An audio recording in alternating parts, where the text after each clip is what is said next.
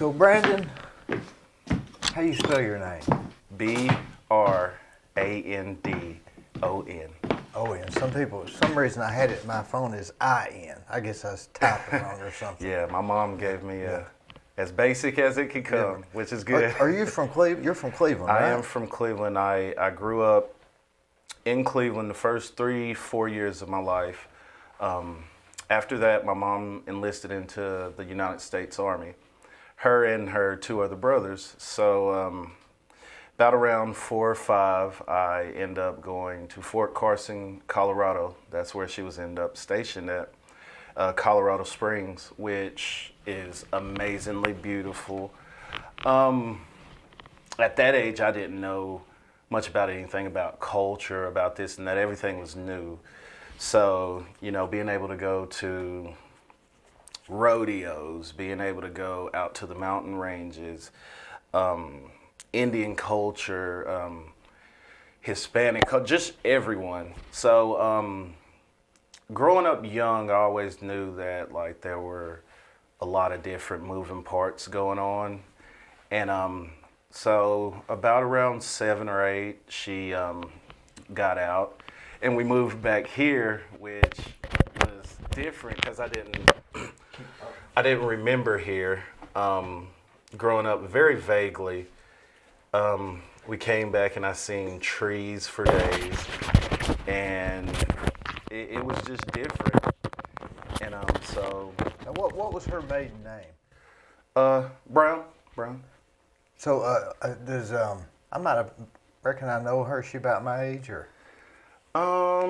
She's about mid-50s. So that's what I am. Somewhere. I bet I went to Cleveland with her. She went to Bradley. I went to Cleveland and Bradley. Yeah. Okay. What's her name? Donna Brown. My father's side of the family. My father, God rest his soul. His name was Ronnie Sharp. If you know any of the Sharp family, MacArthur Sharp, Mac Sharp, Zach Sharp, maybe not. But I've been here most of my life. I've seen. So she moved back here. Yeah. And you were how old?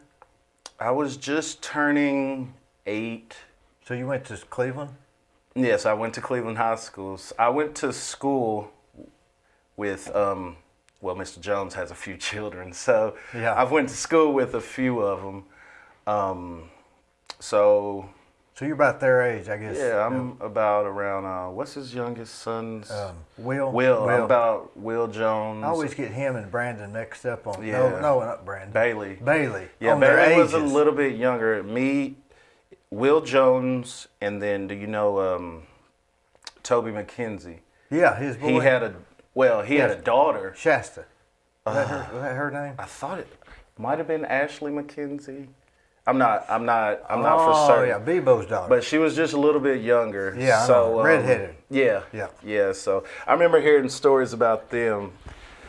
She would come to school sometimes and she'd be tired or whatever, and it's like, "Why are you tired?" "I just got back from New York on an NSYNC concert." I was like, that blew my mind as a young kid.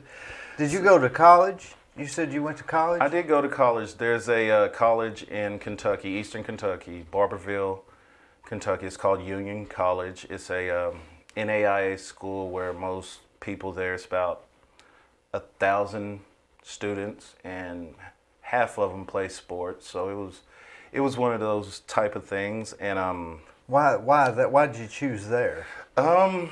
It chose me more or less. I played football here, and it worked out. They gave me a good deal on a scholarship. So you got did you apply for scholarships or?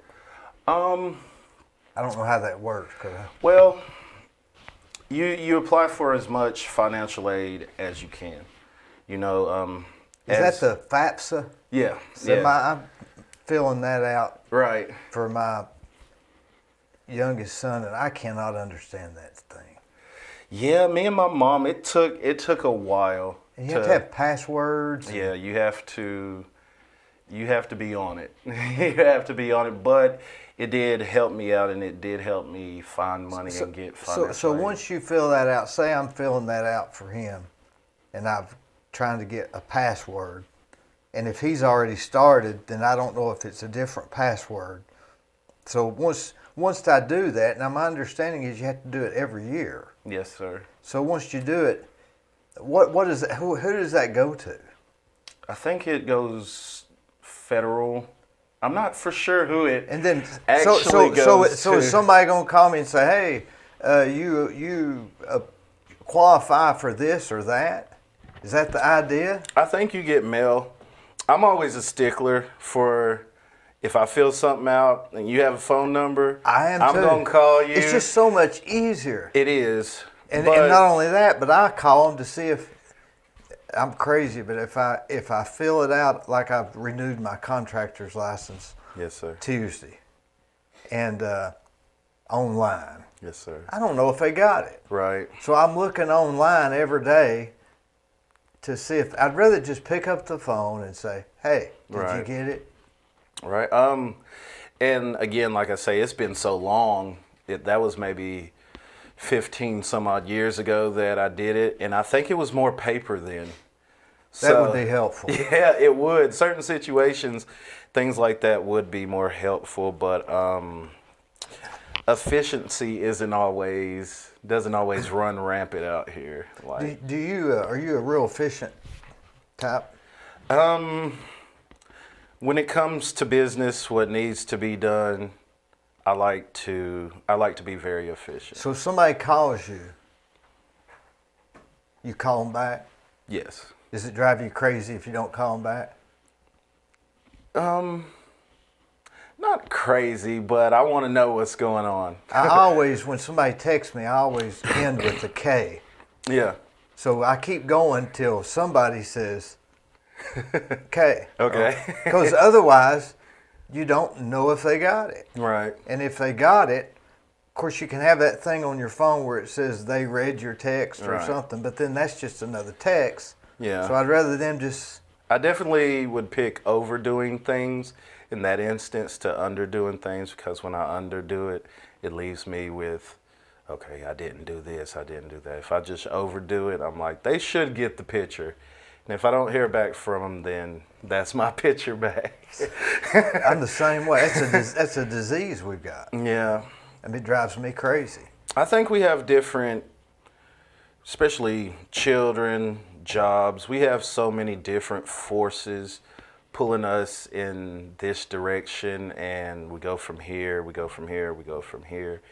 And sometimes it's good to just sit down and really meditate and wrap yourself up around like the task at hand. Because there's so many things we have to do. We have to pay bills, go to work, make sure we're healthy.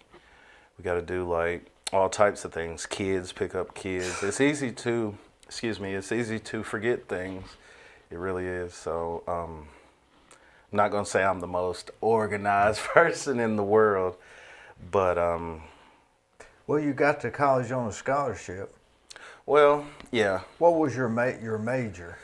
I went in as secondary education, but What does that mean?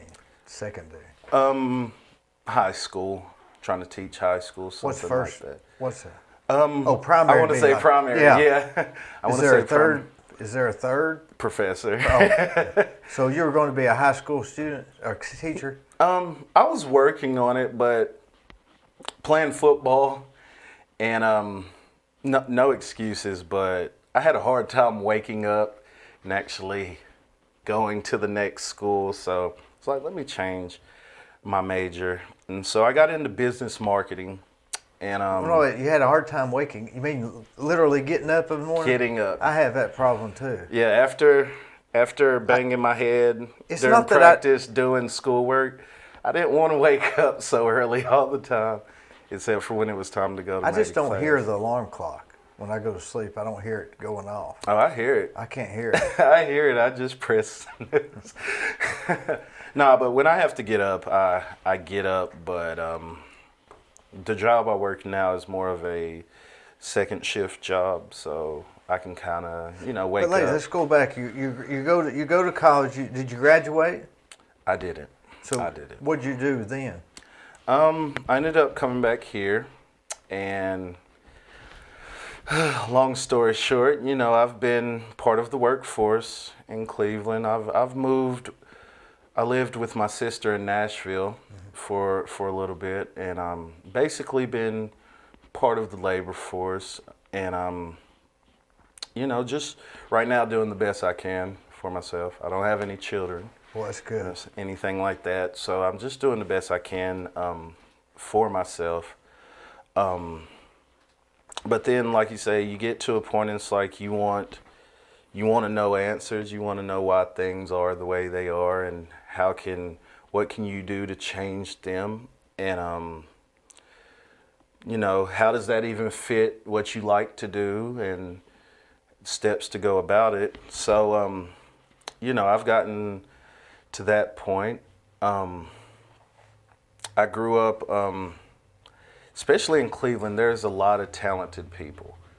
There are a lot of talented people. Now, where did you care to tell me where you work, or? No, I don't at all. I work at Longhorn Steakhouse. I serve. Is that the one by the interstate? Or Yes, is that sir. I always Yes, get them sir. confused. Yes, sir. We do pretty well. Is that pretty much interstate people, or would you say it's local people? Some days I wish it was just interstate people, but no, it's Cleveland. Like, that's where you come to get real good steaks, they come in droves. Is it what about this COVID? Have y'all shut down, or every other table, or?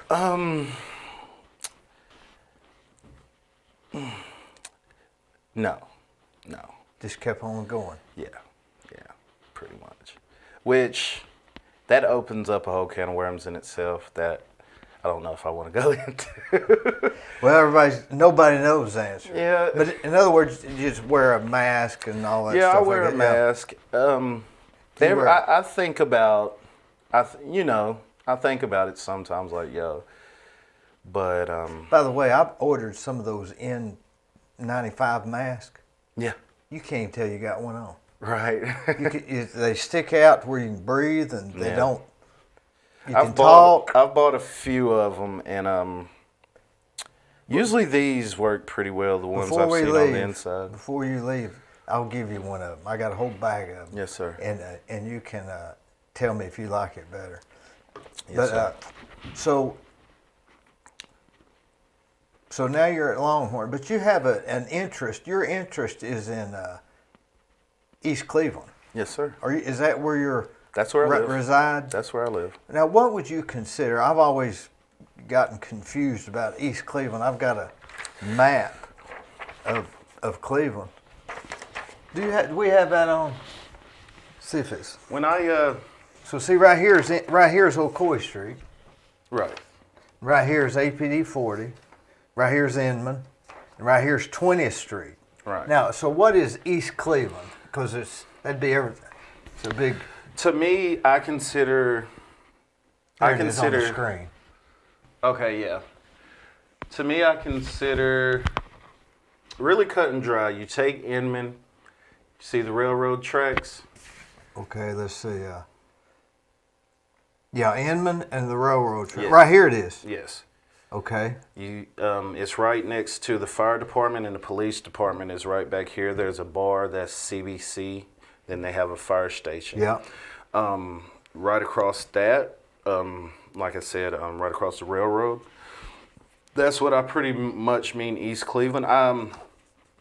South Cleveland to a bit. So East Cleveland, in your mind, is the railroad track to APD 40? Or would it be Railroad Ocoee? track maybe to APD 40, but beyond there. Past APD 40? Past APD, about when you're going up to the hill, like you pass APD 40, there's a Kangaroo on the right. On the right. There's the old Shake Shack. Yep. About around there, you're still in East Cleveland, Yeah. but you're kind of moving on. Now, I heard somebody tell me this morning, actually, that Water Level Highway was the breaking point from where the reason they call it Water Level Highway is because that was where the water breaks from there and goes to the Conasauga River, Right. and from the everything else goes to the Hiwassee. But anyway, that's beside Yes, the point. sir. So you're saying everything east of the railroad, not this side of the railroad track? No, sir. Okay. So the railroad track all the way over to a little about the. Yes, sir. And then you maybe Dalton Pike all the way down to the state line. I consider that East Cleveland. Now, I consider. Sorry to interrupt you. Just call me D. D. D-E-E. D. I consider that East Cleveland like down to red clay and stuff like that. To me, that is red clay. To me, is like the foundation of Cleveland. Even though Cleveland is very big, and you know we have Paul Huff. To me, red clay like embodies everything that I think Cleveland is. So that would actually be the county. Yeah. So how do we say East Cleveland when it's really sort of East Bradley County? Yes, sir. Yes, sir. Because at some point, Some from point the it railroad does go from the city yeah, to the county. yeah. Yeah. So what's your biggest ever? It's always been always a question of like East Cleveland. There's a point where on this side of APD40, that's actually in the county. Right. They don't have any garbage service. They don't have any sewer system. Right. And I don't know why the city has never taken that in. I guess it's because providing the services would be so expensive. Right. So, but then what are the services? Right. And I've tried to figure that out. It'd be like schools, but Yeah, you got it's schools. It's not many restaurants, you know, and so you end up having to kind of leave that area to get what you want sometimes. And like I was saying, like we should be able to take that and put that back into that part of the city and just kind of grow. I'm not looking for a Fortune 500 company to put smack dab right there, but I think very small steps of entertainment, because that's just nice. Entertainment is always nice. Ownership, retail. We have great farmers around here. We have people that have personal gardens, things like that. And I just think it's untapped potential, because it's like the thought has always been we can't make money over here, which business is driven by money.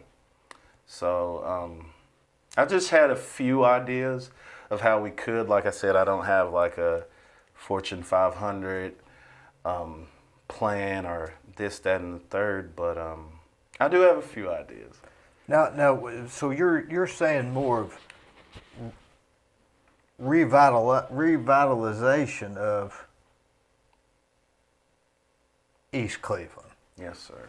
Not South Cleveland, just East Cleveland, just anything from the railroad tracks over.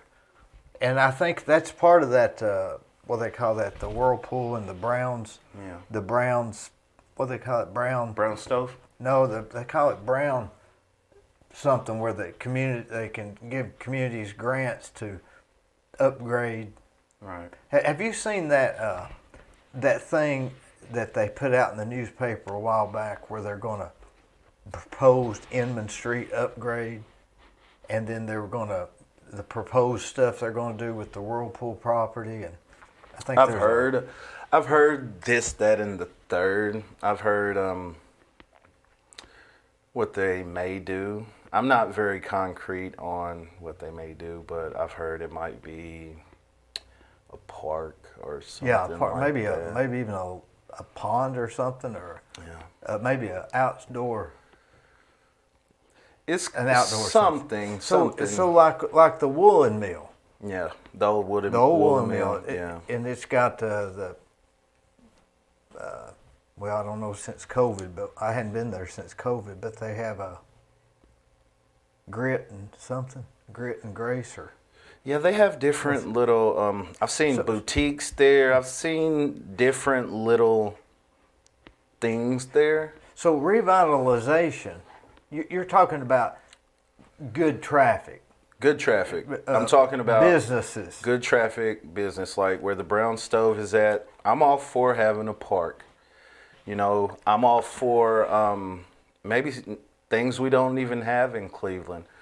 I always thought a go-kart track in Cleveland would be like how they have them in Gatlinburg. Now, I don't know all the rules and regulations. I'm sure you're going to have a good level of insurance to do that also.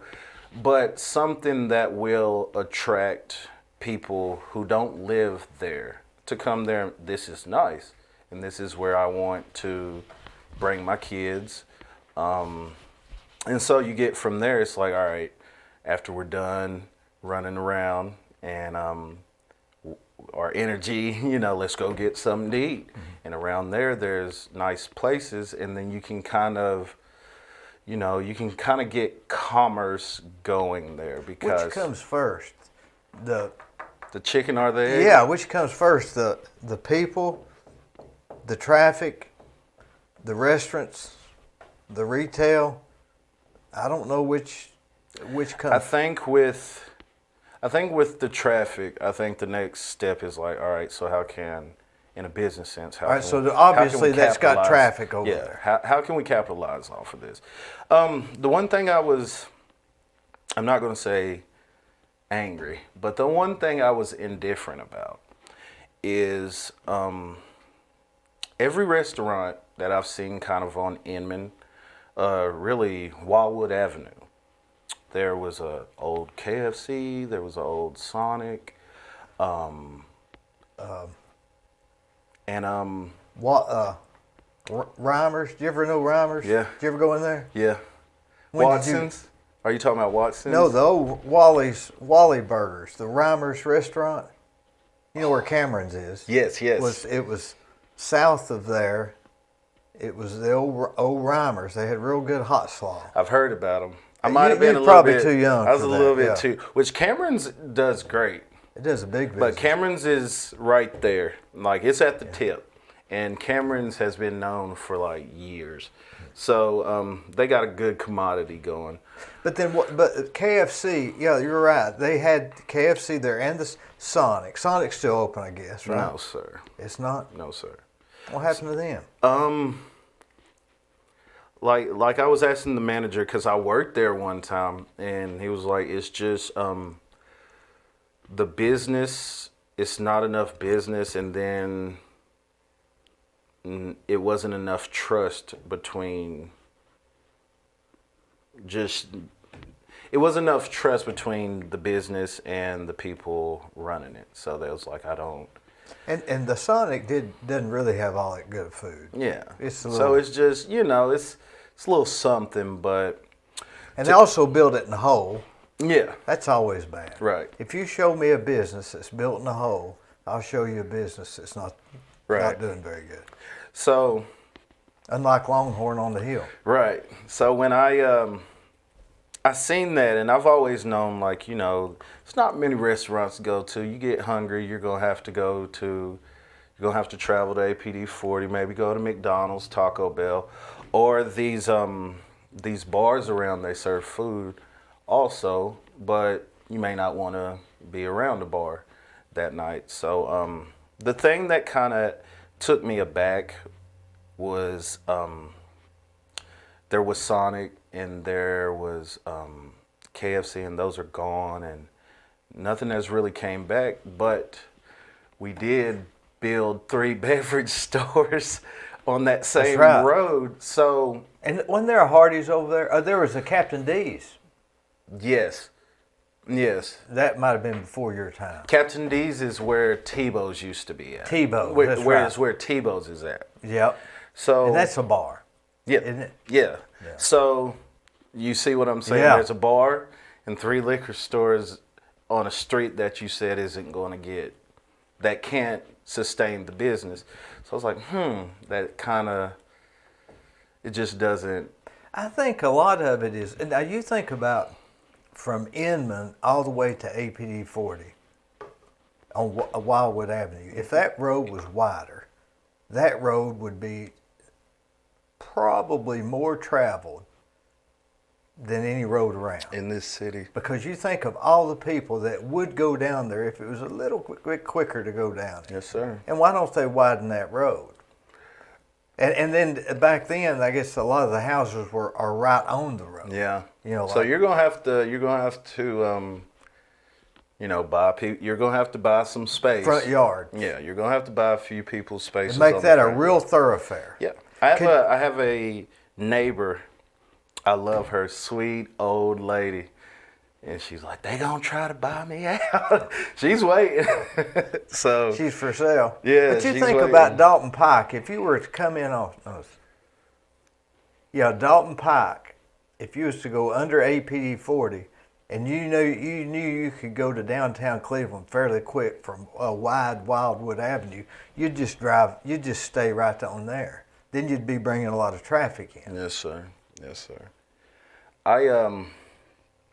I think personally, Cleveland. Like I said, I've done a little history on Cleveland. Cleveland, Tennessee was a big. This was Cherokee, everywhere. You know, I've seen. They have a map at the Sethra bus station where it was like, here's where it was, and then as we came, Yeah. like, so. To me, Benton. You have Athens, you have Dalton, you have Cleveland. So those are 4 different. Cleveland's bigger than, let's say, Benton. Cleveland's bigger than, let's say, Athens. Maybe not size-wise, but maybe like population. So a lot of people still from Athens come down here, get something to eat, go to the mall. Benton, same way. So I always thought like that we're a great trading post. This is where you're going to get a mix of cultures, you're going to get a mix of food, you're going to get a mix of entertainment. We're a 4-way stop. Yeah, we're a almost. 4-way stop for everyone. And You know, that Taylor Spring was an actual stagecoach stop. yeah. Which I love And then trains. then it became a railroad. That I'm talking about Taylor Spring. Yeah.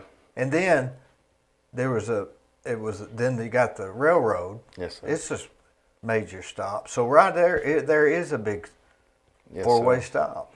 And so I think this is just my personal thought. And like I said, I don't necessarily have the capital to make it happen. But you know how people be like, hey man, let's go to Dalton, let's go to the swap meet. Or hey, let's go Sweetwater, let's go to this swap meet. Yeah. If you put a swap meet in the middle of East Cleveland, maybe I can't speak for land that is owned, but That would be cheap. You wouldn't have to have a lot of yeah. capital to do Right, that. right. I think where they have that kind of farmer's market swap Yeah. meet, perfect. Because they Just- bring their own setup, Yeah, right? just blow it up, you know, and That's not a bad idea. that's Now, that- don't they have I noticed on the woolen mill, on the back side, they'll have produce sales like once a week or something, Thursdays or something. Yeah. And then down behind the catch, don't they have a produce sale like on Tuesdays in the summer or something? Yeah, every now and then you can catch some. So you're talking about maybe a whole place for that. I am talking about. Okay, so the hardest thing into getting a business, if you don't have the capital, is getting that loan. Start up a business, small business. You need a loan. You need collateral. Not everyone. Some people have it, not everyone does. And I think with that would be a good way for especially people on myself, you know, people on that side of town to start small within ownership and be able to grow from there. I think that is the most important thing out of anything. Yeah, it's not necessarily like, okay, I want a job that pays well. I think is how can we own? How can we use this thing as ownership? So what you're saying is, you may have hit on a point. It's not necessarily providing jobs, but providing opportunities. Yes, opportunity. So it's two different things. Right. I see what you're saying. Right. I hadn't thought of it that way. Like the opportunity of me to start a career I want and then having a job I have to work are two different things. Two different things. And I still have to balance those. You know what I'm saying? Like, so. Now then they got the SBA loan or a bank loan or something like that. Of course, you have to have the idea first. Yes, sir. You have to sell somebody on the idea. Yes, sir. I think people would be less reluctant to. It's not saying it's hard to go about things by yourselves, but when you do have, okay, I can rent this space out and I can have my merchandise. People who sell clothes. I have a friend, and this is what he makes: stay down and grind. Stay down and in grind. Yeah, and it pretty much, you know. He should have put the and. Oh, well, but he it's just, you know, small business, retail, and nowadays a lot of people get online, Amazon. So I know we're competing with that also. Yeah, that's another problem. But excuse me. But like I said, with that also, because we have a high military population too. We have a lot of people who have been to the military. We have a large population of that in Cleveland? Yes, sir. I think so. What are the no statistics? You're just saying. No statistics. That'd be an interesting statistic, wouldn't it? I would say a good third of Cleveland has either been military, especially older, been military, family, aunts and uncles have been great granddaughters, and you know their dad, uncle, grandfather went. I was in Ohio one time coming back from Circleville outside of Columbus, and I remember stopping, and they had this little like I said, a swap place that you can go to, and they had military bags, which I've seen my mom have. Yeah. You know, they kind of doll them up and they kind of do stuff like that. And I thought that was the coolest thing in the world. It was, the center was just a one-story center. It was big, but not the biggest one I've ever seen. And I just think things like that are very cool, and it showcases what we in Cleveland can do. I think people around here cook some good food. I know some people around here cook very good food, you know, and I think. Now let's say take a successful business in Cleveland that's home owned, or what do you call it, locally owned, like say Gardner's. You ever been in Gardner's? I haven't. Downtown? I haven't. Well, they got a little place there on Broad Street, and they do stay busy all the time. Right. So if you took that and you took it over to East Cleveland and set it right down in there, would they do the same amount of business? I wouldn't. I mean, I would go over there for them. I would never tell no one to. Prime real estate is prime real estate. So, like, if you're somewhere where you're comfortable at, like, I understand that. But, I mean, is the success of the business because it's on Broad Street? Or is it because of their food? Or is it because of their management? I think it's hard to have one without the other. I think everything works off of each other. Like, say you have in that place, say you have a military section, but say... Let's go back to a restaurant that has all three of those. Yeah. Good location. Good location. Good food. Good food. And good people. Right. Take one of those out.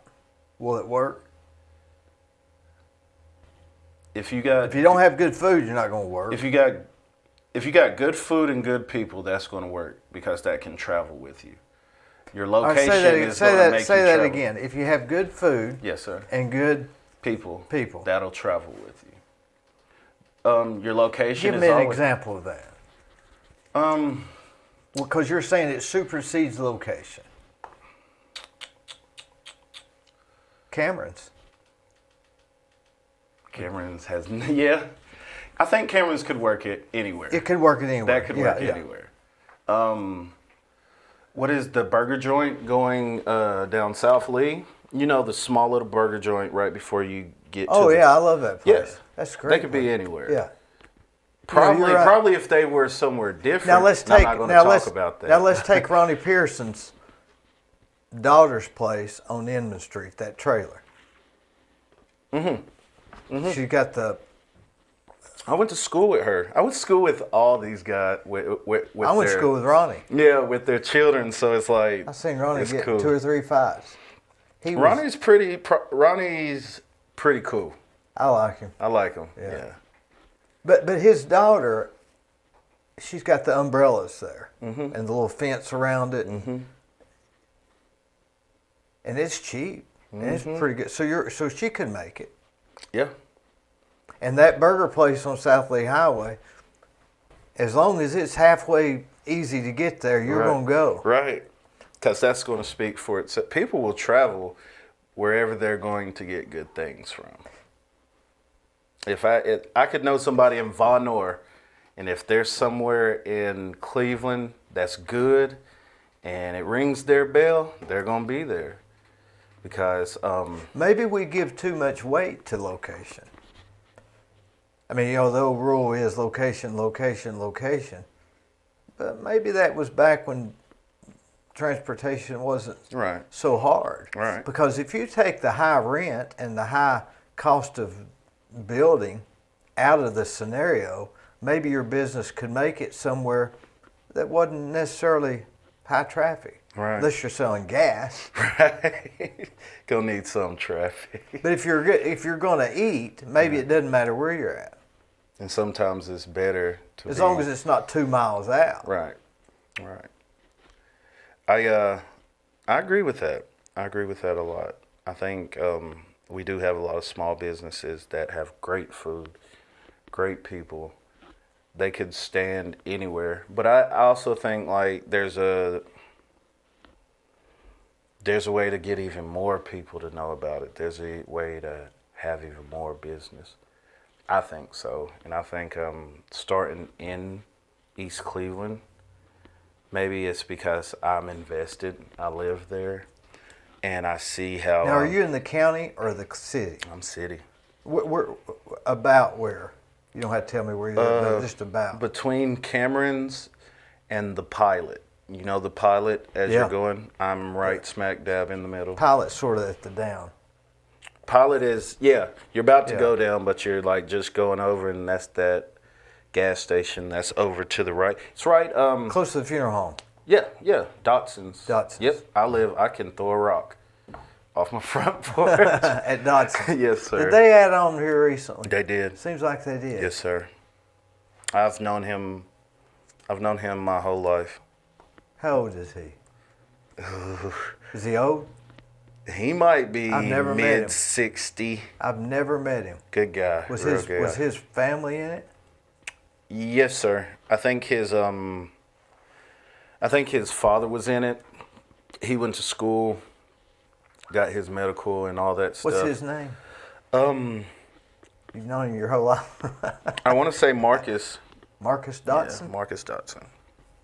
He's got a son. I'd like to get him in here and talk to him. He'd be great, wouldn't he? Oh, man. I'll talk to him because Dotson's a good guy. Been around forever. And he's smart. He's so smart, man. I will talk to him. Talk for about you. his funeral business and East Cleveland. Yes, sir. Yes, sir. That's been one business. I mean, you know, there's only two things. They're dying to get in. There's only two things promised to you in life, and he's in the business of one of them. So, yeah, I think Cleveland as a whole needs a shot in the arm, because when we're saying business,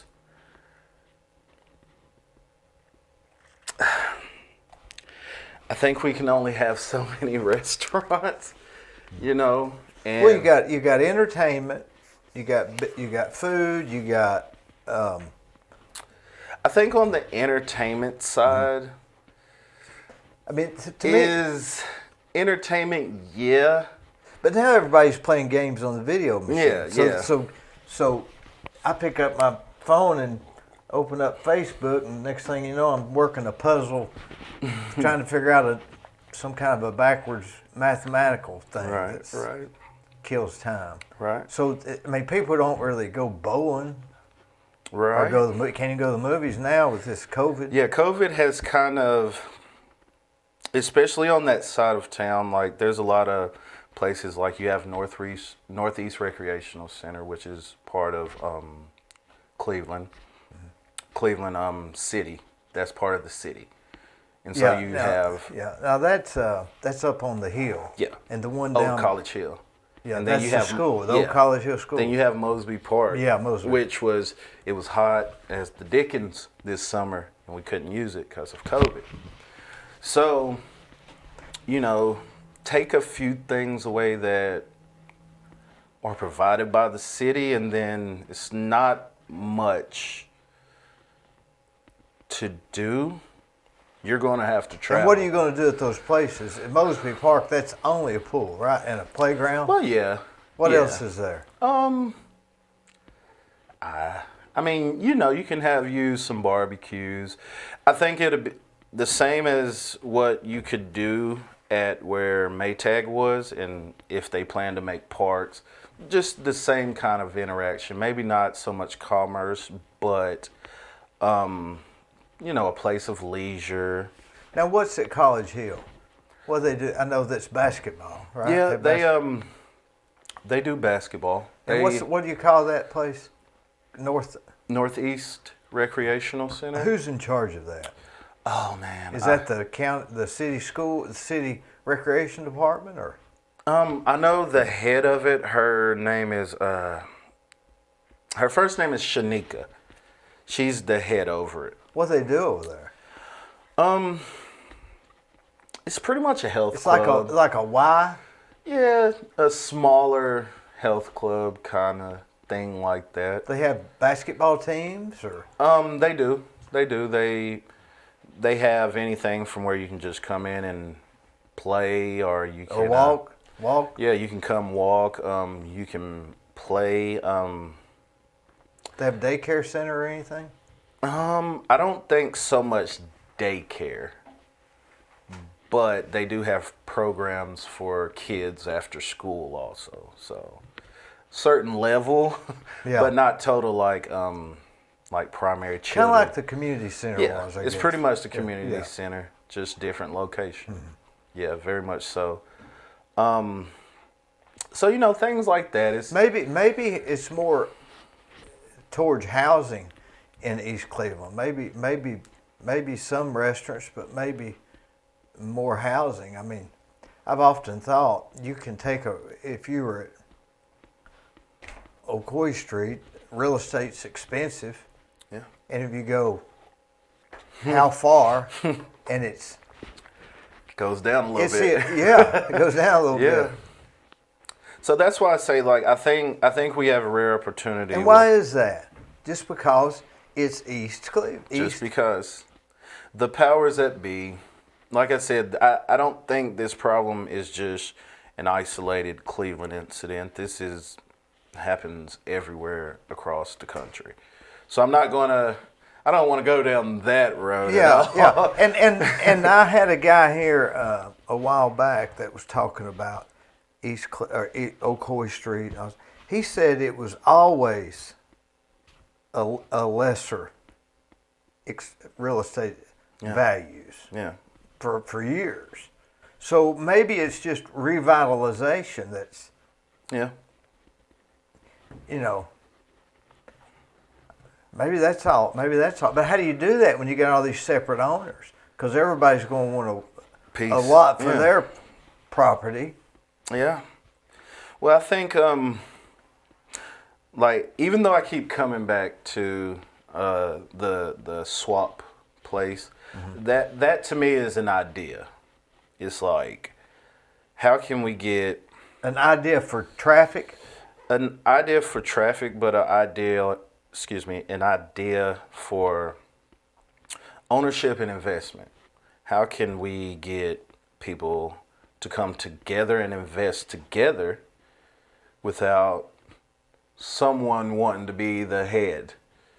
Not saying there's going to be a head somewhere, but how can we all kind of get a slice of this pie?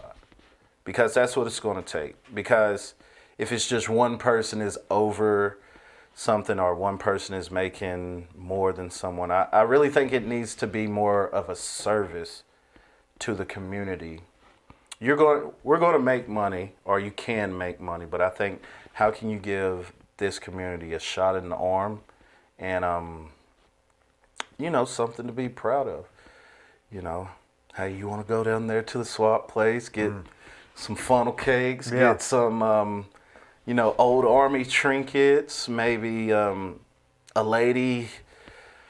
Now that's like a lady's basket of now weaving. You mentioned red clay. Remember the Nilly Bipper? Nilly Bipper. Remember that? They used to have that. It was like a swap meet. I call it a flea market. Right. I've tried to stay away from saying flea market for some reason. It's more of a swap meet, and I call it the. But let's say if you did something down in East Cleveland to get as a community to get something going down there, then some people would argue, hey, we got Mosley Park and we got this thing and we've got. So I don't know the answer. I don't. Now let's go with this. Let's go with this question. What's wrong with East Cleveland? Identify. I think. I don't know. I don't know what is wrong with East Cleveland. I don't think there's anything wrong with it. I think there's a East Cleveland in every city that you go to in America. Like, there's this side and there's this side. Now you're in the city, actually. Yes, you're in the city. Yes, sir. I think I think it's easier to say, yo, this won't work. This is why it won't work. But how are we, the person that you think isn't going to work, or the person that you think that is, the person that you think that won't, you may be able to change their lives. You know what I'm saying? Like, opportunities and like you said, and like I was saying, an opportunity to have ownership, that may make someone look at themselves totally different. But when it's like, all right, I can't do this, I don't have this collateral, it makes you look at yourself like, what did I do wrong? It's like, you didn't do anything wrong. You were born in the batter's box. That's all it was. Like, not on third base. Yeah, like that's, and you shouldn't have to feel bad about that. Because I think a lot of my friends I know, very educated. A lot of friends I know had to move because they're only going to get offered so much here.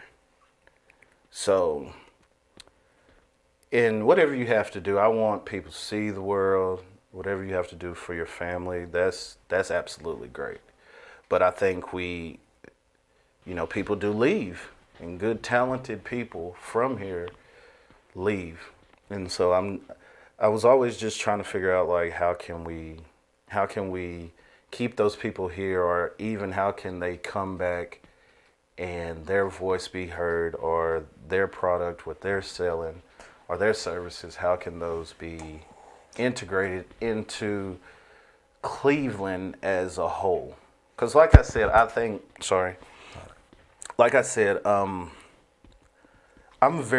love Indian culture, but a lot of it, once, they were sent elsewhere.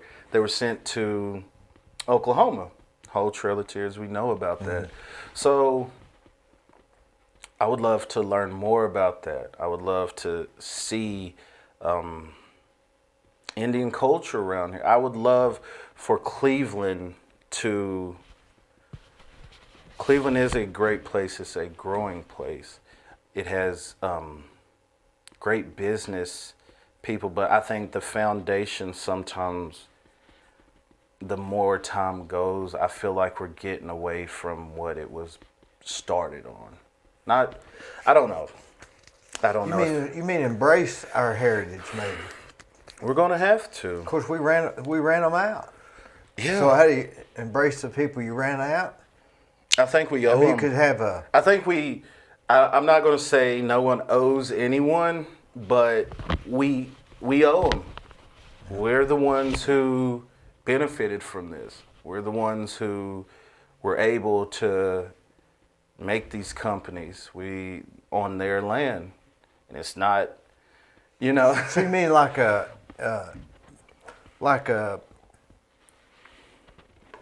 they've got a museum center for downtown Cleveland.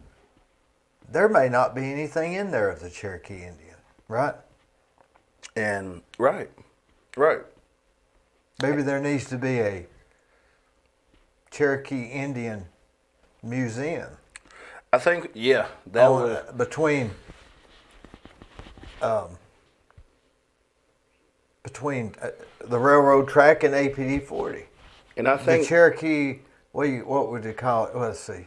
Now they've got one up at Charleston, right? No, Yes, what's that name of that? Hiwassee something. Yeah. Hiwassee, yeah. But you're saying. I think it's even. You may be onto something. I think it's even bigger than, because I don't like to get into.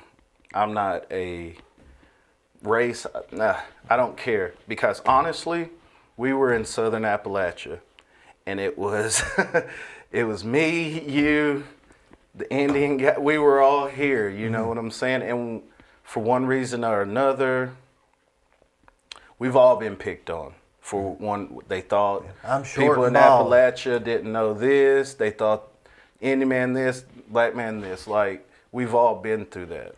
So I think we should celebrate who we are, what we've become. Because Cleveland has grown. Last time I checked, Cleveland is south of maybe 100,000 people. Yeah, a little bit, maybe.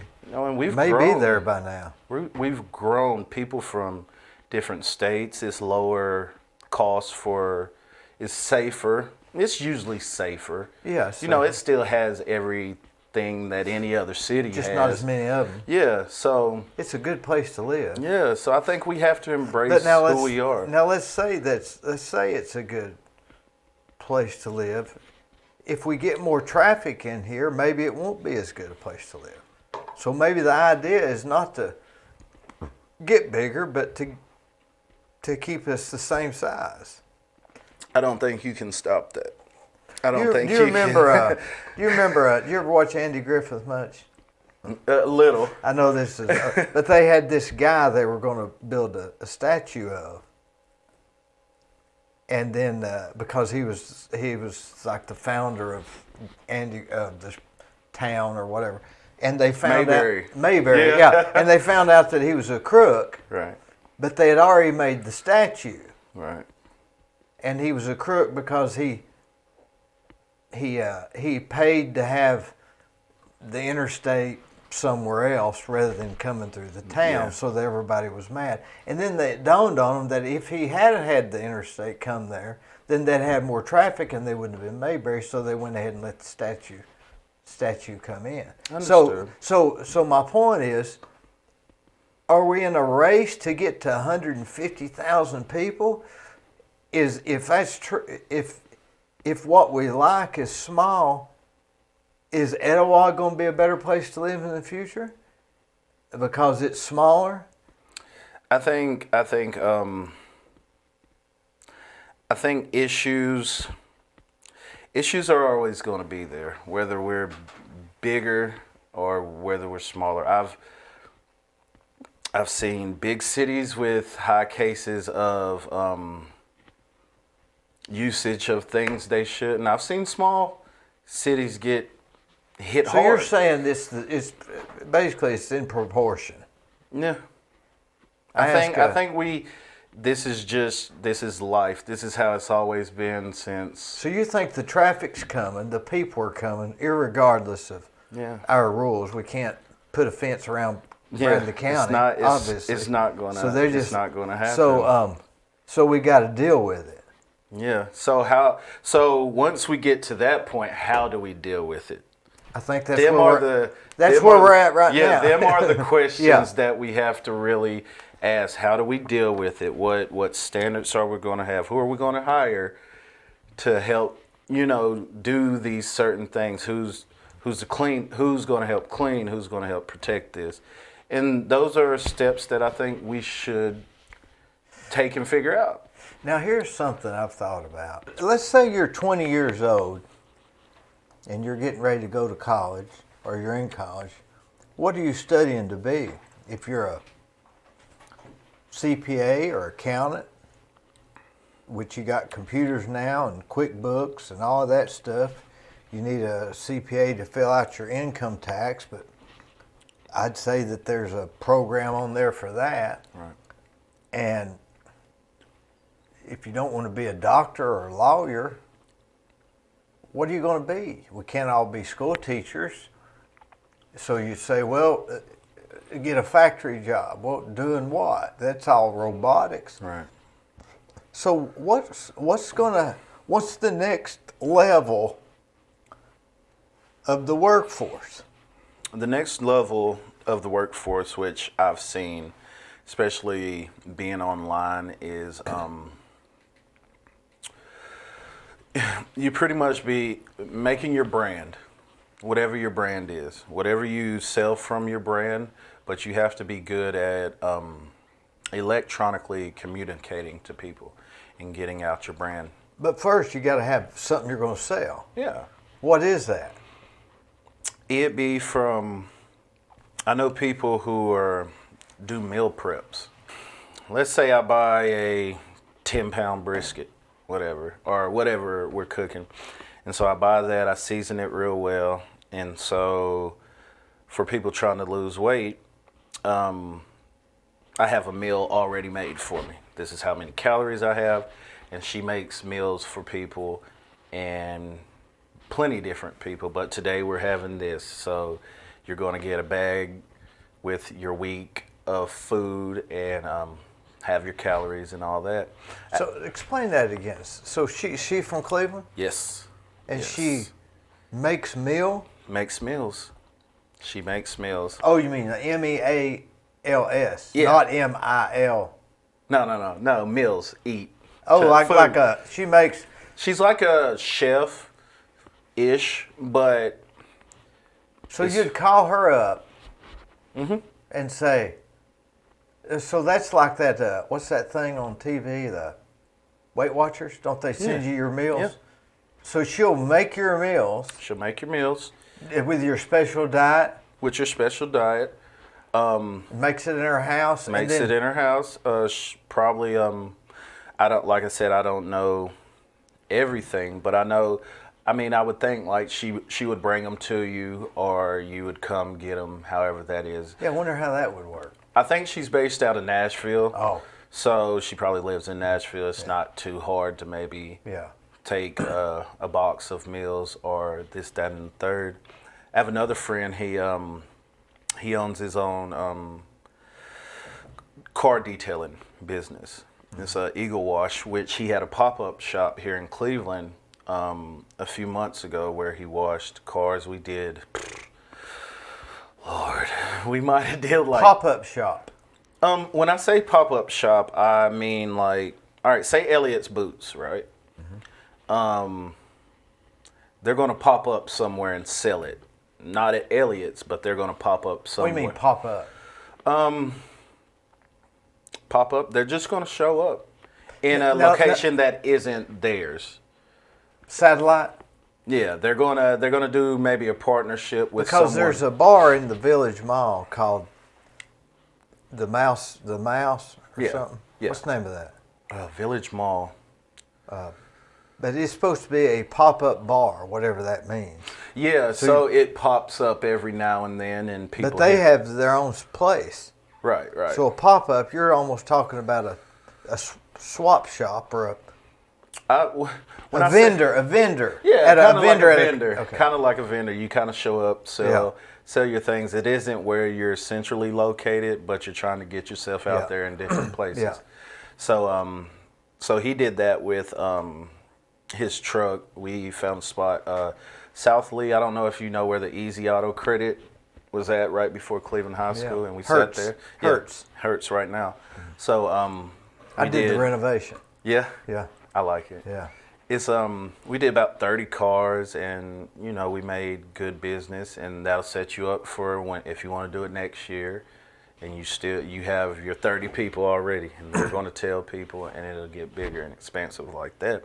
I think most people around here, like I said, small business starting up is what people want, or what people can more or less afford. And I think we have to take that into account. Like, what can we afford? We want to be able to. Everyone wants to be able to have their own boutique shop right here and have this right here. But I think on a city level of recognizing your entrepreneurs and these young people are. I'm not going to say I'm not young. I'm 33, but the people just getting out of college, graduating, going in, they're so much more tech savvy. They have friends, TikTok, Twitter, all this stuff, so they can reach a lot of people at once. And most people I've seen start a business, either it be small around here, have been pretty successful, but they've had to kind of move into larger markets like Nashville or Atlanta or things like that. I watched a documentary on, I can't think of the name of it, but I think it was called Germans, Why We're Rich. Yeah. And I think that was the name of it. But the whole premise of the whole documentary was that there was a bunch of very small, what they call factories, that were like 5 people. Yeah. And they'd operate out of a small location, and they would just UPS and mail their stuff to the customer, which is what you're saying. Right. I mean, so let's say this guy, the guy the branding guy. Let's say he was. Let's say he branded hats. Yeah.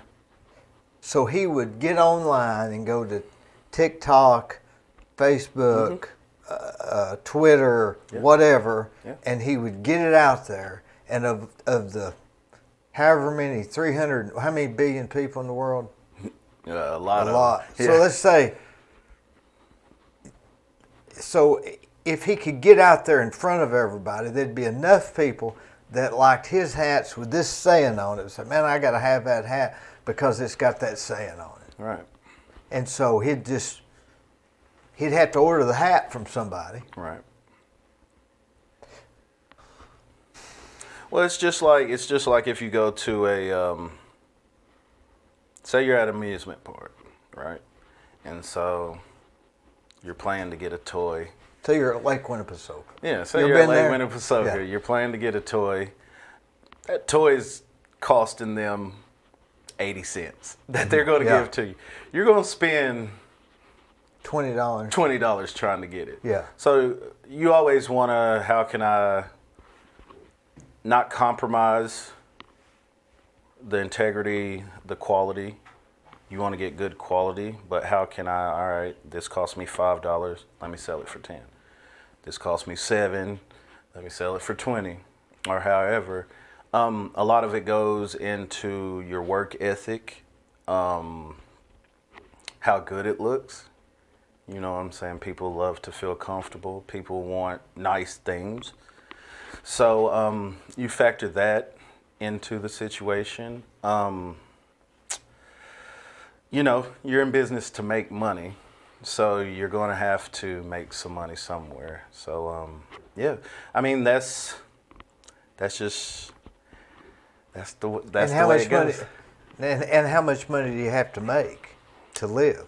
That's the other question, right? Right. I mean, how much money does the average person need to live?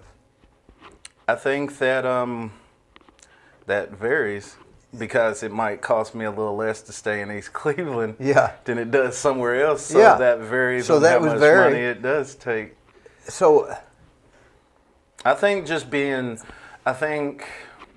being sincere and being successful, like I said, you want to make money, but being sincere and your product, your child, so to speak, being successful, I think that is the main thing. I may not see $1 million, I might, but I might be on a path where I can make that, or the next generation from me can make that. And I think that's what most people, if we're going to be frank and talk about East Cleveland, is not going to say not a bunch of people, but when we talk about generational wealth, you know. Explain that generational wealth. Inherited or? Certain things, because you have an 18-year-old that has inherited car, house, and a business is different from an 18-year-old who has none of those. Big difference. So you're going to have to get to that point. And, you know, we're all going to leave one day. So, all right, it's about me, but it's like my kids, my nieces and nephews. My niece wants to start her own, where she's selling things, you know, hair care products and nails and things like that. And this is online. Yeah. Everything seems to be online. Yeah. It does. I mean, it's easier online. It's easier online to get your word out, especially, like I said, when you don't have a boutique shop, or if you don't have that shop. It's like, I can't pay that. But you gotta have somewhere to get the product. Yeah. Where's that? Where is the manufacturer, I guess? So the manufacturer is still needed, very much so, but sometimes not. Like the guy who stitches his own clothes together, he's the manufacturer. In Nashville, I remember this man. I don't know if you've heard of Stitch and Company. I've heard that name, but I have no idea what it means. They make like tailor suits, you know, and he's got building maybe like this, maybe a little bit bigger in the back there. They're doing all that stuff, tailoring up suits, and now, why would a person buy that? Why would a person buy that from him? Why would a person buy a shirt with just that name on it? Or why would a person buy cosmetics from your niece rather than just go to Dollar General? Support for the respect of ownership, the respect of entrepreneurship. I think that means a lot. All right, so how much do we pay for that? How much? I mean, I know human beings, and they're not very compassionate. I mean, they'll say, I'll buy local. Yeah. And then they go somewhere else because it's cheaper. Right. But I think there is a thing about, I had this, Alan Jones was in here, and he had these socks made from this guy called the Catman socks. Right. And he gave me a pair, and I know the guy didn't make the socks, Right. but he's obviously branded it, such Right. as your guy here. And if I want some more of those socks, and by the way, they're really comfortable. It's unbelievable. It's like a really good cotton. I don't know. It's just really comfortable. Right. But so my point is, there is some value in what you're saying by branding it. Yeah. Going back to that same website and ordering it again from online. Yes, sir. And I mean, people have been buying stuff because it was a name for years. Absolutely. I called my plumber the other day and I said, "Hey, we're going to use so and so brand faucets." Right. And he said, "Oh, just get this other kind. They're cheaper." And I said, "Yeah, but I don't really want a good faucet." He said, "Oh, these are better." Right. But so this other company had done such a remarkable job in branding it, they had me convinced they were better. Right. But the plumber says no. So it may be branding. But does that mean they're not good at all just because the other one is as good and cheaper? I think there's enough room out here for everyone, you know? Because of, now if we were just on Main Street Right. and horse and buggy days, Yeah. then it may be Then we're different. all like, yeah. So if you was to get on the internet and only sell a very, very narrow market, extremely narrow. I don't know I can't even think of anything that would be narrow. Let's say that I only want to buy cups that are red. Right. So, and I will only drink out of cups that are red. Is there enough people in the world, if you could get that broad, that you could make a living just selling red cups? I believe so. I guess so. I believe so. Now, how do you reach them? Now you're getting into what younger people like you than me, we don't realize that. We're from the old brick and mortar location. It's got to be better and cheaper for somebody to buy it. Right. But you're coming from a generation that's almost saying, no, let's brand it, let's make it unique, and there's enough people out there that just want this thing. Yeah. But, I mean, you're going to have to come with quality. You're going to have to come with different things, how you market them, you know, 2-for-1s, however you can get more product out. You want to make it exclusive. Like this. Yeah. I have red cups, but it's Mr. Red Cup. It comes with keychain. It comes with this. You know, you kind of. This is signed by. Now, Yeah, whenever exactly. I'm out and I'm with some people and I'm wearing a sport coat, guys always, for some ridiculous reason, they'll open my coat and see what name's on it. Right. Now, if you have to look, does it matter? I mean, if you have to look, some people it does. to me, it makes absolutely no difference. I think it's easier for,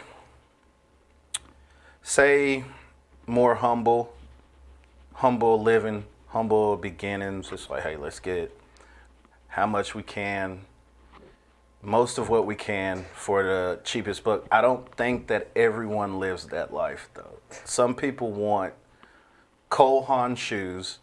And See, I don't even know what that means. And the $40 shoes that are not Cole Haan's, they won't buy. What's a Cole Haan?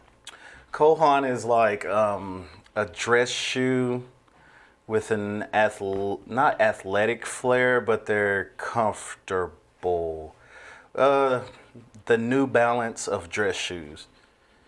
You know, kind of comfortable, but They're not wingtips by any means. they can be. They can be. They're not like alligator Stacey Adams. They're a little bit more casual, but they're still very nice shoes. So, but they have their Stylish? own. Very stylish. By whose standards? I wish my. By whose standards are they stylish? That's like me seeing a pair of cowboy boots that's $500. Yeah, let's say you see a. Are you going? My guess is you're not going to wear them anyway, right? I might wear the $50 or $60 cowboy boots, but it's like, you know, whoever's going to buy it, you have to know your market also. Yeah. Like who's going to be willing to spend what.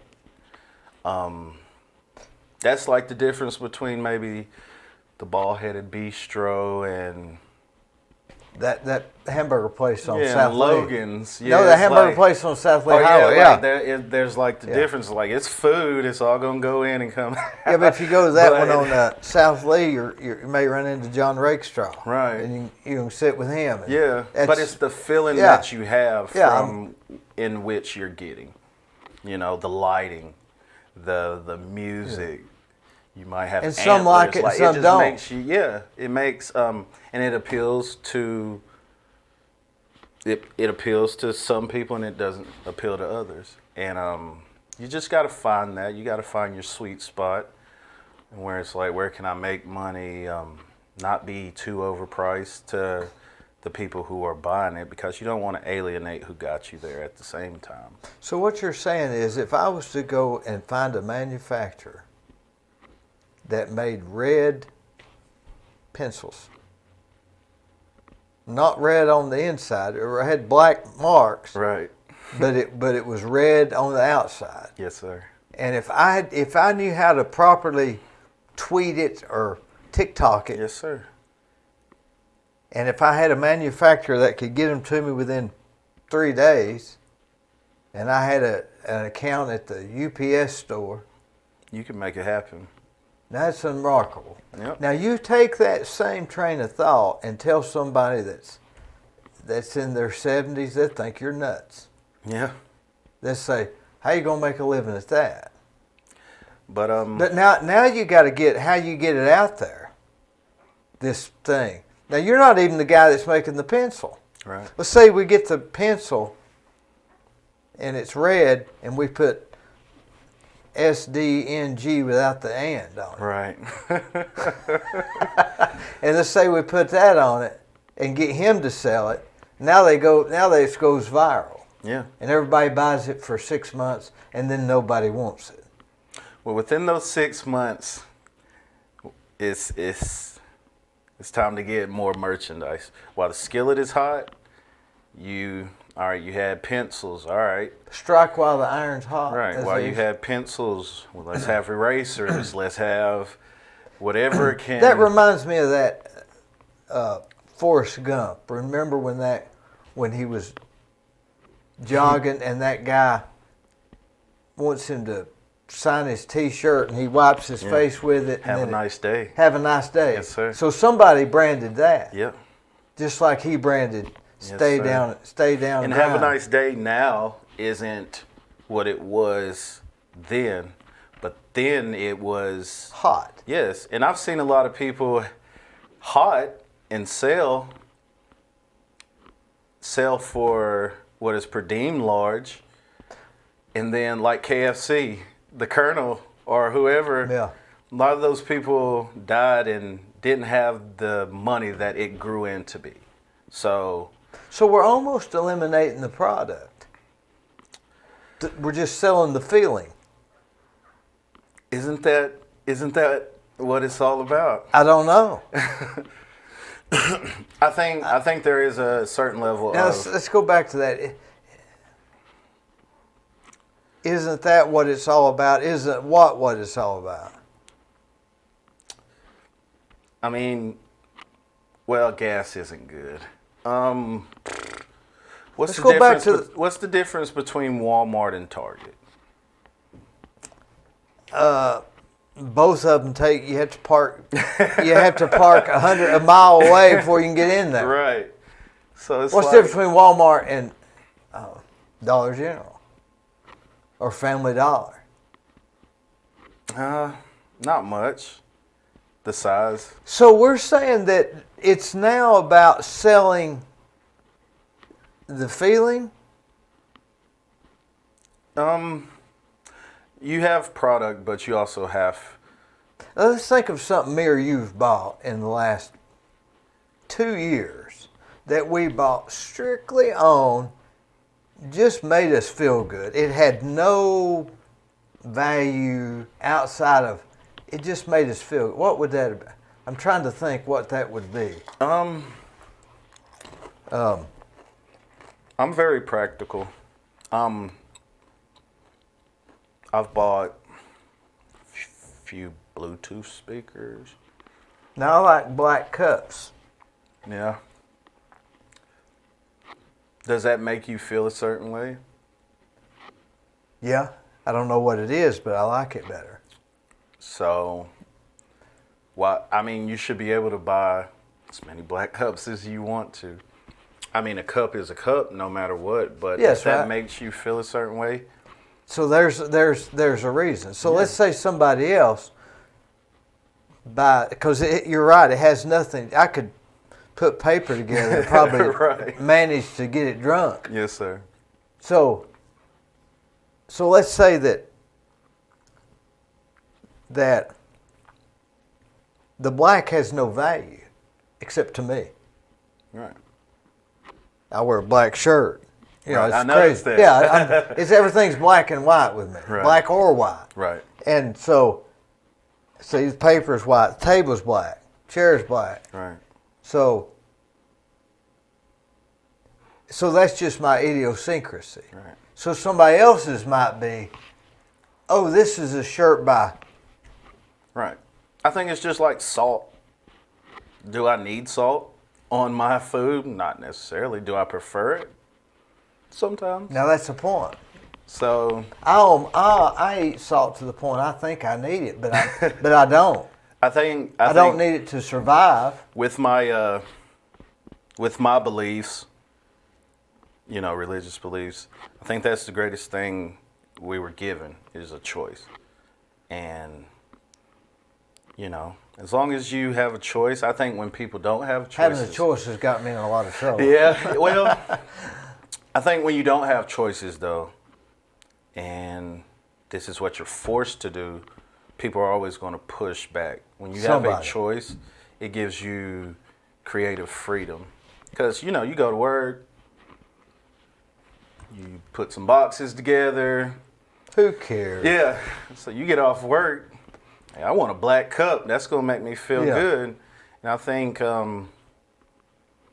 think buying things does make you feel good, especially you've earned your money, hard-earned money, and you want to be creative.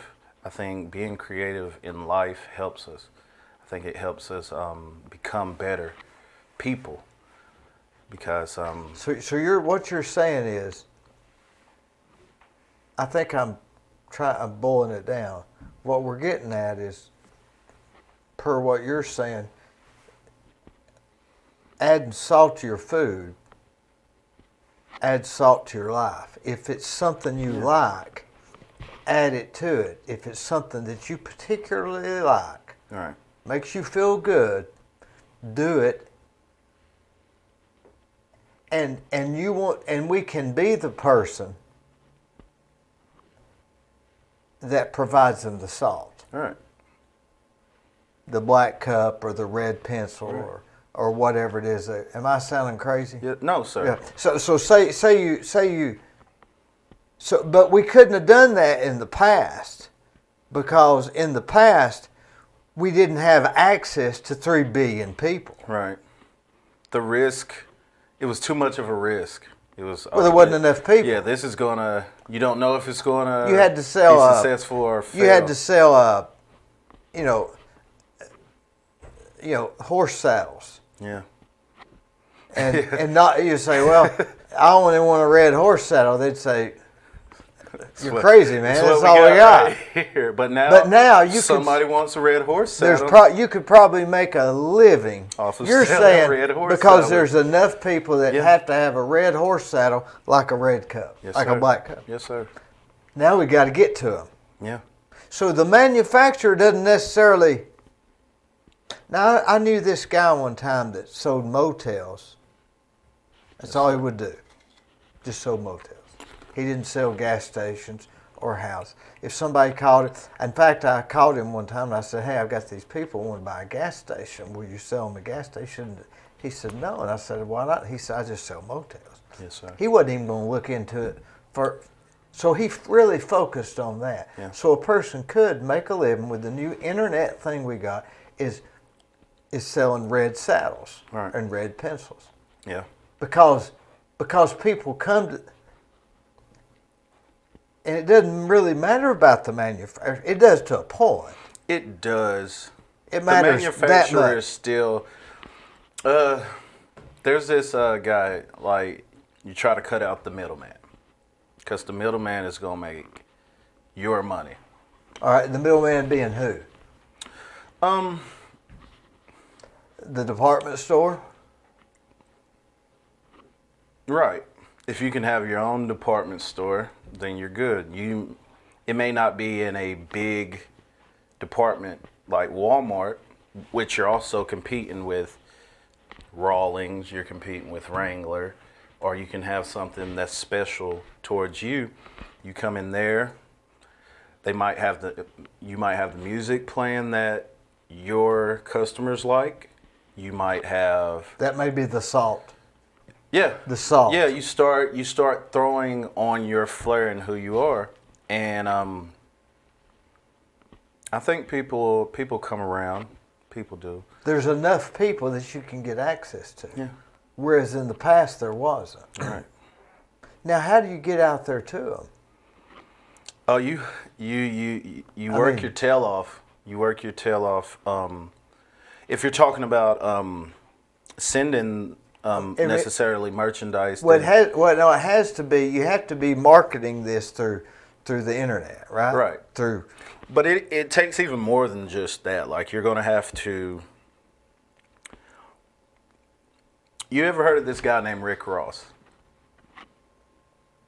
Okay, so he's a entrepreneur and he loves entrepreneurs. They send him stuff, and he's online. He has 1 million followers, 2 million followers, and if he puts your merchandise on there, usually 9 times out of 10, next week your merchandise is going to get a spike. It's almost like Shark Tank. Yeah. So he displays your thing. Yeah. So you're going to have to find those relationships. You're going to have to work and get there.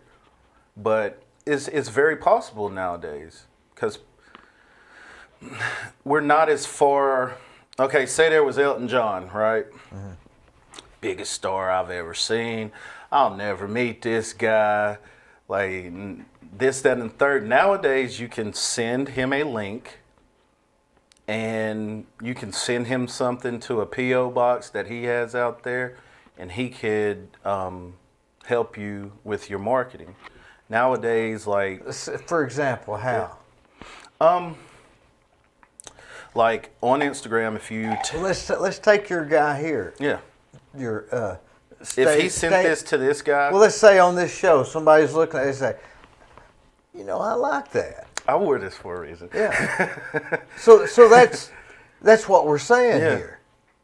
You have to be, especially if that's your company, this is your baby, you stay conscious of what it is you're planning on trying to make a living off of, trying to, make your commerce off of. It's just, and it goes back to what I say, like, in East Cleveland, like, just people wanting ownership, people wanting to small business, open up, become bigger, and help this be a springboard moving into other things in life. And I think it would just help. I think there's more people like my friend who has ideas like that, and it's a great idea. It's something that you almost you can't get there till you think about it. Right. It reminds me of that show, Duck Dynasty. Mm-hmm. they were selling duck calls. I guess you can buy duck calls anywhere. Anywhere. I don't even know what they are. I don't even know what they're calling them. Duck. I don't know why they're calling them. Right. I don't even know nothing about that, but I know they sell them. Right. Those guys are in your home every week. And in you're fact, watching and if they were wearing a certain type of something, my guess is a lot of people would go out and get that. Yep. And this power, there's a certain level of power that comes with, not just saying money, but with your influence. And like, are you going to use your influence for good or bad, or be indifferent? So. But this is all done through marketing on the internet. Mm-hmm.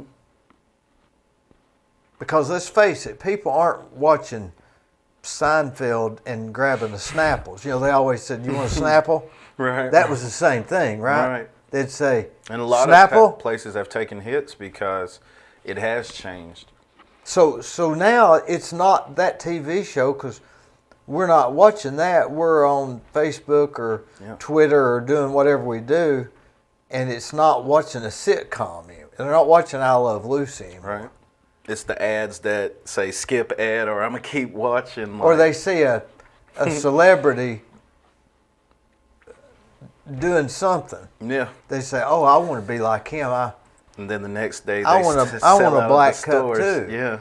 And all of a sudden, so how do you get there through that social media? I mean, I can go and I'll post something on Twitter, and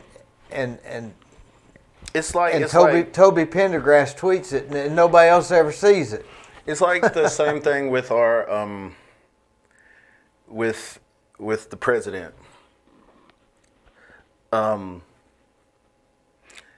There's probably been more flags with his name. So now, the last time somebody mentioned him, they wouldn't let me put it on, so we can't even bring it up. Okay. Unfortunately. Okay. Isn't that crazy? Well, okay, yeah. So I don't know why that is. Well, I'm just saying, what I'm saying is, influence goes a long way, and who you know. It's almost like that's the only way it can go now. I mean, let's face it. I'm not going to get the Cleveland Daily Banner tomorrow, right, and see the ads for shoes. Right. I'm going to be on the internet sometime tomorrow, and they're going to show me what shoes I want. Right.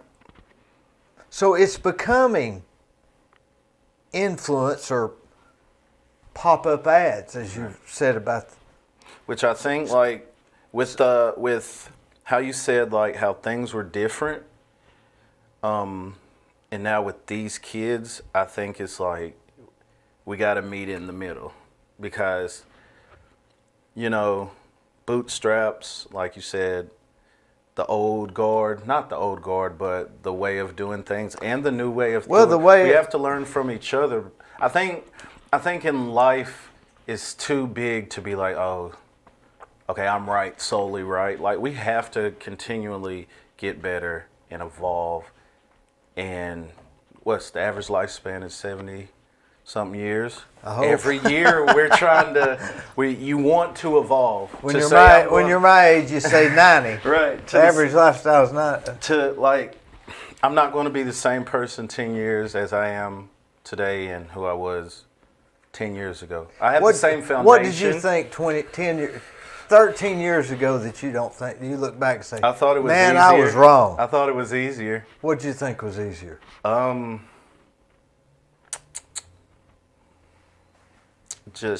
Just thinking it would happen. Oh, this is going to happen. What's going to happen? Just anything. Great job. Why? You're going to have to work for every single thing that you have. Being young, I played sports, didn't have a job, all that stuff. So when I got into the real world, I was like, oh, I got to work. And it took me a while. It took me a while to be like, okay, this is what you have to do. Well, just to be honest with you, I keep thinking that all the time too. It in a sense, it gets worse. Yeah. As far as getting ready and being prepared and I mean, it gets more complicated. Right. I mean, and maybe we complicate it. Maybe we complicate it ourselves. Like, I commend you, though, because I feel like this is something you have a passion for. I have a feeling this is something you love to do. I just, I was kind of burnt out. And I thought, what do I like to do? And I thought, well, I like to sit and drink coffee and talk to people. Yeah. Just bat it around. Sometimes we even talk about the wrong way and say, oh, that was the wrong way. Right. At least run it down the rabbit trail. Right. And so I thought, well, I'll just do that. And I thought, hey, I'll just film it. Yeah. And so everybody else, instead of having 10 people here, it can just be 2 people and we can talk about it. But back to that,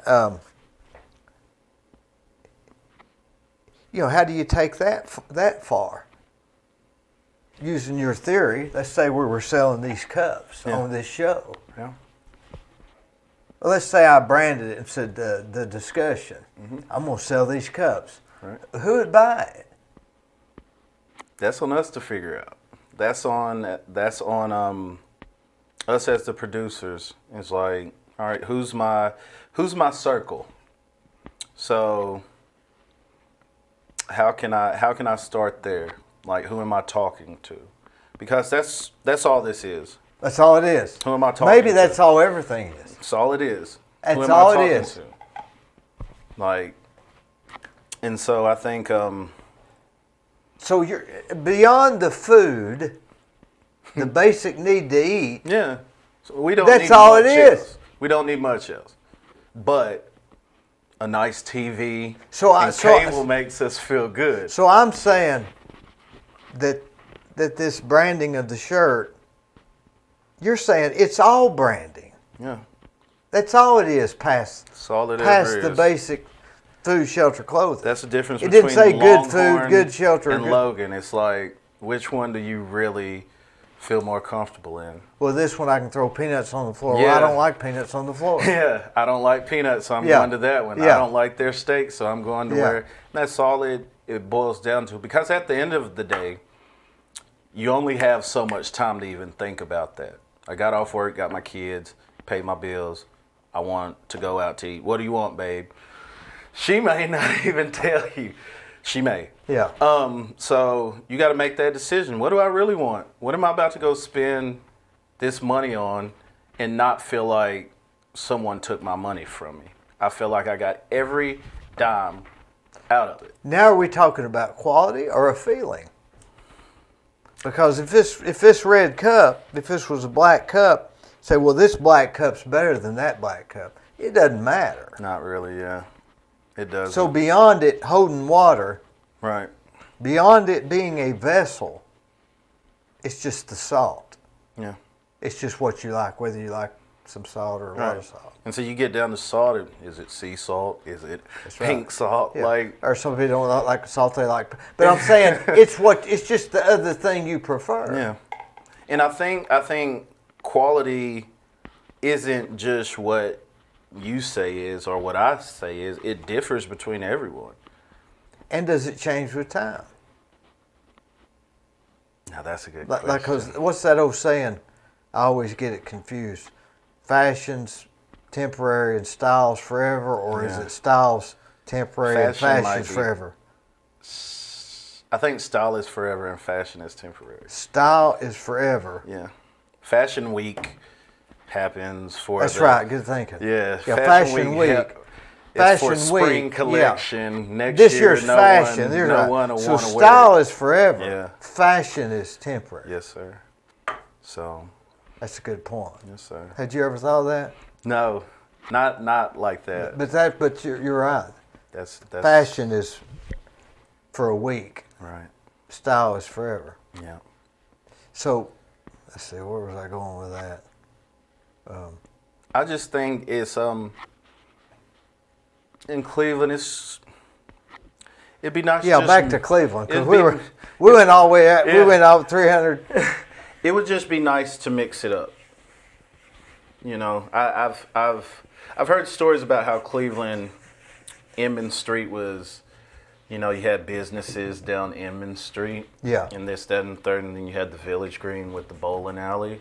Now, seeing as I've gotten older, those kind of things have kind of shifted to where, you know, more of the mass of people. Northwest, I guess. More where the mass of people are, and I get that. Now let's go back to this, because we just talked about the internet and going worldwide and selling your thing after you've branded it, and some people just want your salt that you're selling. Right. But then we come back, and you're saying something as basic as a swap meet, Yeah. which is absolutely the complete different of that. Right. Or maybe you do both. I think the meat to me is the startup from where we want to go to. You know, we want to have these brands, but we also want to be This thing. or this thing, this feeling. But let's bring all those different brands, all these different feelings into one spot.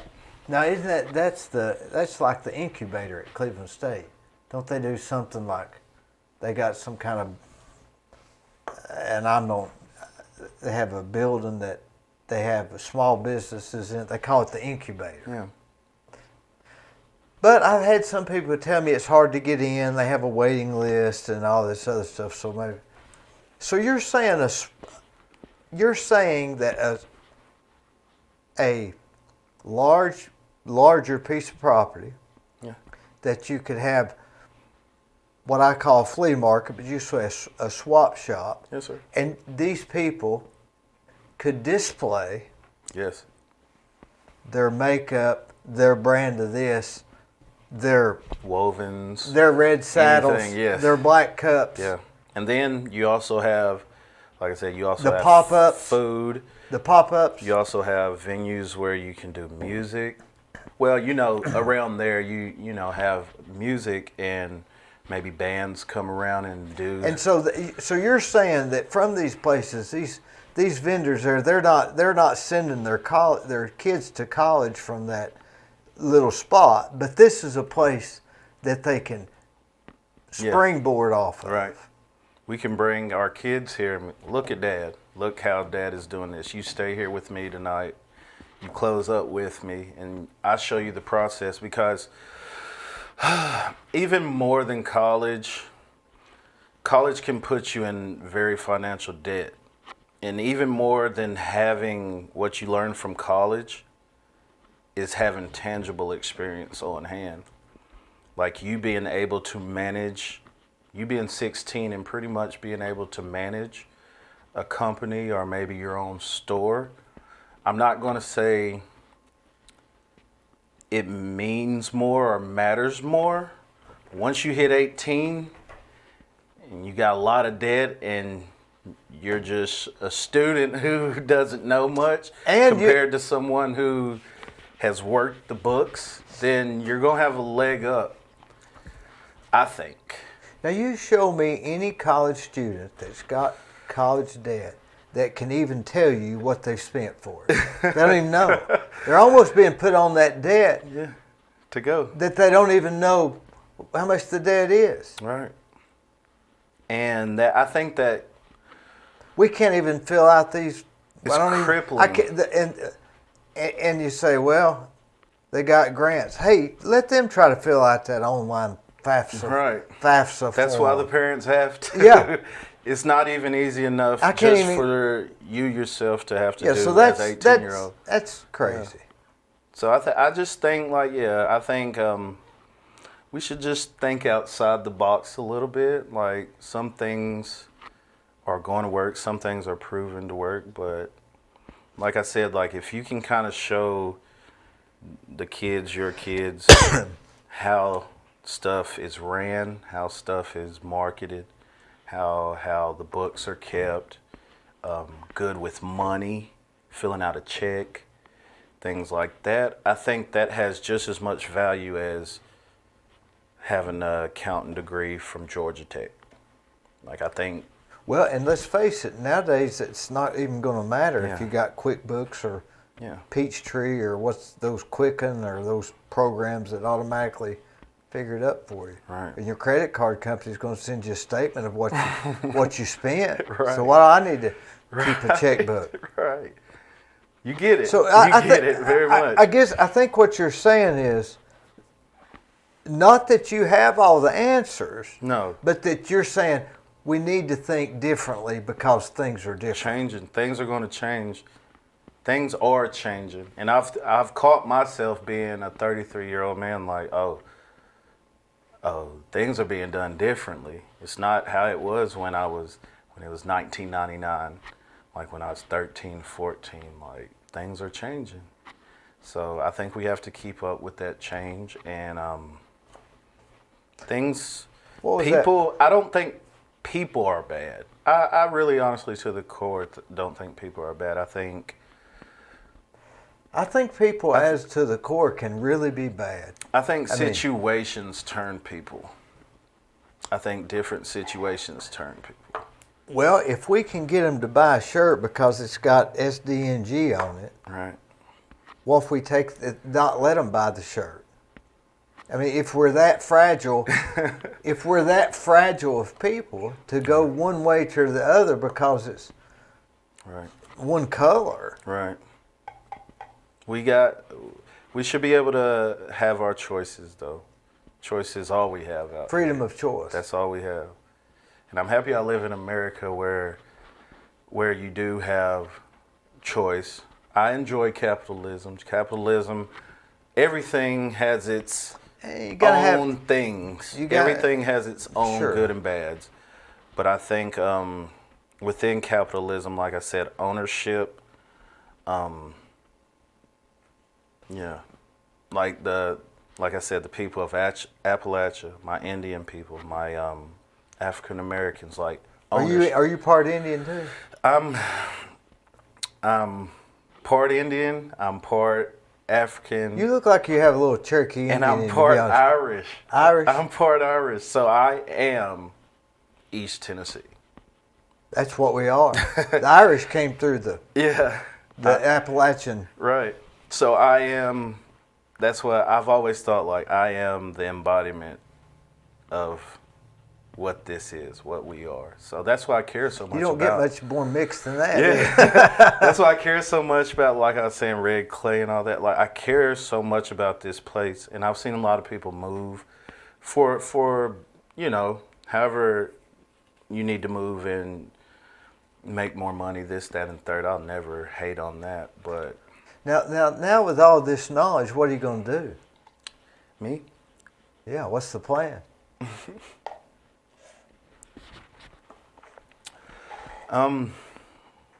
invest. I want to get me just a shop. Doing what? Like I love customer service. I love talking to people. See, I hate customer service. Oh, I love it. I wouldn't have came here if I didn't like talking to people. But I love it, man. Now, I had this friend of mine that cut hair. Yeah. I went to him for 15 years. Yeah. One of the smartest guys I've ever known. And he said, I said, why do you cut hair? And I know I asked him, I said, Raymond was his name. I said, Raymond, I said, how did you get to cutting hair? Yeah. And he said, well, you have to go to Murfreesboro and get a 4-year degree in economics. And then I had to go live in Florida for a year and teach school before I cut hair. Yes, sir. And I said, well, I didn't know you had to get a 4-year economics. And he said, no, that's what I had to do to get here. Yeah. In other words, he had to go through all these things to get there, Right. to know that he needed to get there. Right. So that's what he had to do. Right. I don't know why I just said that. But Well, I've seen. I don't know if you know this guy. He had a sausage bar outside of Riverstone. You ever been to Riverstone, the liquor store? I don't know. I don't even know where it's at. It's just down the street by in front of, what is it, Food City. Oh yeah, that behind. So I've yeah, seen, I know that I've Sheehan guy. Yeah. And he had like just a little food truck, maybe a van, food truck. I haven't been knowing him for a long time. So I'm pretty sure he traveled to different places. And here just recently, I seen where he's opening up a place to like a restaurant, you know. And so I guess when you ask me what is my plan, like that is, I love serving people. I love good food. And you know, things upon that, you know, branding shop, T-shirts, keychains, just being an entrepreneur, maybe having my own business and letting it grow from there. Like learning from different people, different manufacturers. Like you said, I can get a bunch of pencils that are just red, but just having the opportunity to do that. Maybe you're right. Maybe what you're suited for is to give other people that opportunity. Maybe it's not that you're trying to be the service guy. Maybe you're actually servicing the entrepreneur. Does that make sense? Yeah.